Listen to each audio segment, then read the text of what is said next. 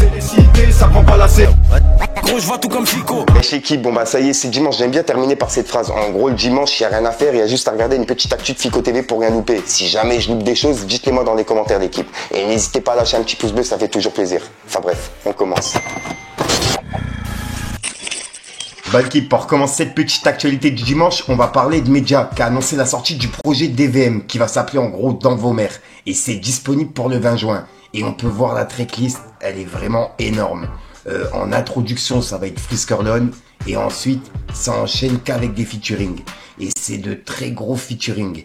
Et il y en a un qui m'a tapé à l'œil, c'est La Fine et La Crime. À mon avis, celui-ci, ça va être une dinguerie. Et Goulag et Osiris Jack aussi. J'ai hâte d'écouter ça. Bref, tout l'album, je vais pas le louper. Dites-moi ce que vous en pensez. Et c'est disponible pour le 20 juin.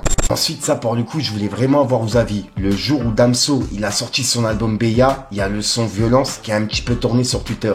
Car en fait, il y a des personnes qui pensaient qu'il y avait une référence à Caris. Et d'autres personnes pensent que c'est un clash. En gros, il y a une personne qui a dit « La belle perf de Damso pour Caris » sur le gros banger Violence. Et en gros, dedans il dit « Trop longtemps mis sur le teco, les singes viennent de sortir du zoo. » Et là, ça fait référence à l'album de Caris, au son Zoo de Caris, t'as capté.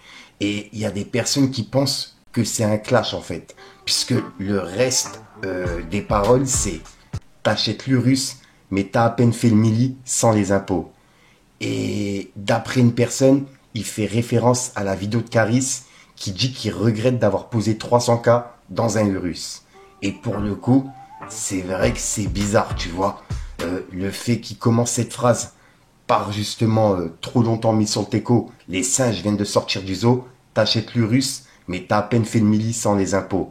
Et c'est vrai que quand tu suis toute la phrase, c'est bizarre. Dites-moi dans les commentaires ce que vous en pensez. C'est une personne qui m'a mentionné sur Twitter.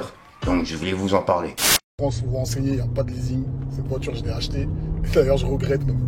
T'as vu 300 balles dans une voiture qui te sert juste à aller à la salle de sport. Finalement, j'aurais pu faire ça avec une Clio, tu vois. Mais finalement, ça sert à rien. Tu te rends compte que c'est des voitures qui servent à rien. 300 balles pour ça. Je ne l'utilise même pas. Je m'en sers même pas. Il y a plein de poussière dessus. Par les Qataris, mon frère. Tu sais, il y a des gens qui sont assis derrière leur écran et qui disent « Ah, ta voiture, c'est un leasing. » Wesh. Un leasing d'un Lambo ou d'une Féfé ou je sais pas quoi, c'est pas un leasing d'une Clio, les frérots. C'est 5-6 balles par mois, 4-5-6 balles par mois. Faut les mettre. 4-5-6 balles par mois, frère. Donc toi, t'es là, t'es assis par terre et tu dis aux gens, ils ont mis 5-6 balles par mois. Ah, les clochards qui il a un leasing de Lambo. Lambo, t'as vu, tu vas chez eux, même si t'as l'oseille, ils ne la donnent pas la voiture. Ils la donnent pas à n'importe qui. Ils la donnent pas à n'importe qui, frérot. C'est-à-dire, ils vont la construire pour te la livrer. Ils la donnent pas, la frère. La voiture, ils veulent pas te la donner. C'est-à-dire, il faut être quelqu'un déjà. Tu vois, même pour avoir ce leasing-là. Ensuite, il y a un article qui a été publié hier à 17h50 et je viens juste de tomber dessus. En fait, c'est un article qui parle de Zola. Il y a Zola qui se serait fait agresser à Paris. Et je voulais justement vous lire l'article. En gros, on peut lire. Le rappeur Zola agressé dans une boutique à Paris. Âgé de 25 ans, le rappeur français Zola aurait été cible d'une agression ce samedi 7 juin, alors qu'il faisait du shopping à Paris. Agressé, il refuse de porter plainte. Selon une source policière, le rappeur Zola, de son vrai nom, Aurélien, et là ils ont mis son nom de famille, aurait été agressé ce samedi 7 juin, dans un magasin de sneakers, Shinzo, à Paris. D'après une source policière à CNews, l'altercation aurait débuté à la suite d'une bousculade dans la boutique, au cours de laquelle l'artiste de 25 ans aurait croisé le regard de ses deux agresseurs. Ces derniers l'auraient ensuite suivi, alors qu'il se dirigeait vers une cabine d'essayage. La situation aurait rapidement mal tourné. Une dispute aurait éclaté, dégénérant en échange de coups au sol. Les deux agresseurs auraient pris la fuite avant l'arrivée des forces de l'ordre. Les images des caméras de surveillance du magasin sont actuellement en cours d'analyse. Sonné, le rappeur refuse de porter plainte. Accompagné de son manager au moment des faits, Zola s'est montré peu coopératif avec les forces de l'ordre. À leur arrivée, le rappeur saignait d'une plaie visible au pouce et semblait sonner. Cependant, il a refusé l'intervention des secours et a refusé de porter plainte. Ses déclarations restent imprécises. Dans un premier temps, il a affirmé ne pas connaître ses agresseurs, avant de suggérer qu'il pourrait s'agir d'artistes rivaux. Zola décrit ses assaillants comme étant de type nord-africain, tandis que la vendeuse du magasin les identifie plutôt comme d'origine antillaise. Et à savoir que Zola est actuellement en pleine procédure judiciaire. Le 20 novembre prochain, il sera jugé au tribunal correctionnel d'Evry-Courcouronnes pour conduite d'un véhicule en ayant fait usage de substances ou plantes classées comme stupéfiants en récidive, pour détention non autorisée de stupéfiants en récidive, ainsi que pour transport sans motif légitime d'armes blanches ou incapacitantes de catégorie D en récidive. En attendant son procès, Zola a été placé sous contrôle judiciaire, avec interdiction de détenir une arme ou des stupéfiants, ainsi qu'une obligation de soins. Donc voilà. Et je voulais justement avoir vos commentaires par rapport à ça. Dans justement les écrits, ils disent comme quoi ça serait un groupe de rappeurs, des rappeurs d'après Zola. C'est ce qu'il a expliqué aux enquêteurs. Donc dites-moi ce que vous en pensez. Et d'après vous, quel rappeur ça pourrait être? C'est vraiment bizarre comme affaire. Ensuite, je suis tombé sur une interview et je viens juste de la regarder. C'est une interview qui a été publiée par Lumière Noire Productions et c'est disponible depuis hier. Et c'est une interview de Tonton Marcel. Et dedans, il explique comme quoi Booba, il a mis fin au site endaout.com, d'après Tonton Marcel. Et c'est ce qu'il a expliqué dans l'interview. Je voulais justement vous partager un extrait et vous mettre le lien en description pour les personnes intéressées. Je vous passe un extrait. Regardez. Et tonton Marcel, pourquoi le média endaout.com il s'est arrêté?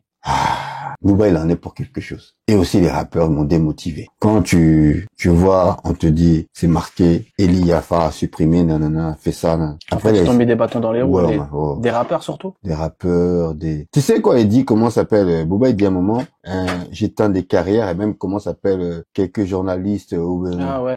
il parle de moi. Ah, j'ai cru qu'il parlait de Bouscapé par rapport à... Non, il a pas été à Bouscapé. Ok. C'est qui il a été? C'est Tonton Marcel, c'est pas Bouscapé. Tonton Marcel, avec tout le respect que je te dois, est-ce qu'on peut en parler un peu plus de l'histoire avec Booba, du fait on peut en parler ou pas? Le fait qu'il t'a un petit peu peut-être boycotté, si on peut le dire.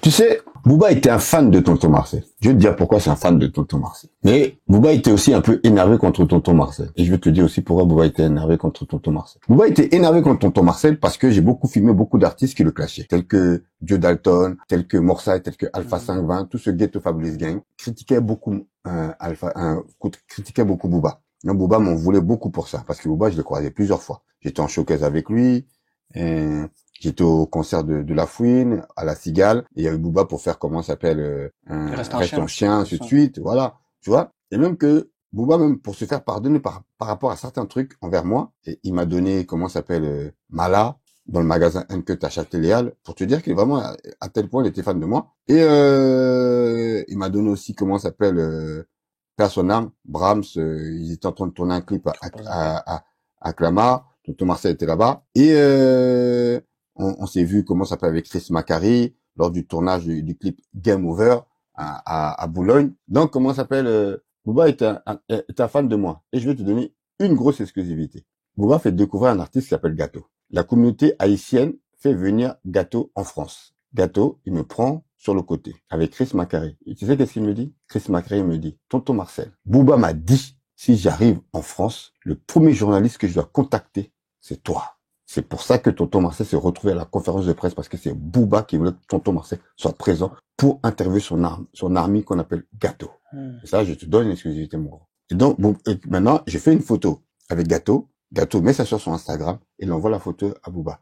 Et Booba lui dit, fais un big up à Tonton Marcel. En réalité, il a pas la rage contre moi. Je sais pas. En réalité, c'est bizarre. Tu vois, c'est bizarre. Je sais pas. Sauf il comprend. En fait, il aime pas quand on il faut le comprendre, en fait. Il faut le comprendre, le B2E. Faut le comprendre. Quand t'es en clash avec une autre personne, il faut pas parler avec l'autre personne. Voilà, tu vois. Il va voir bref. Et surtout moi, comme je disais, j'ai interviewé aussi des artistes qui les clashaient.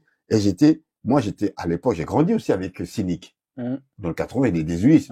Et à un moment, Booba, il était en clash avec Cynic. Et Tonton Marcel était avec Cynic. Donc, à chaque fois, j'interviewais Cynic le clashait constamment aussi, tu vois. Ouais, il faut, effectivement.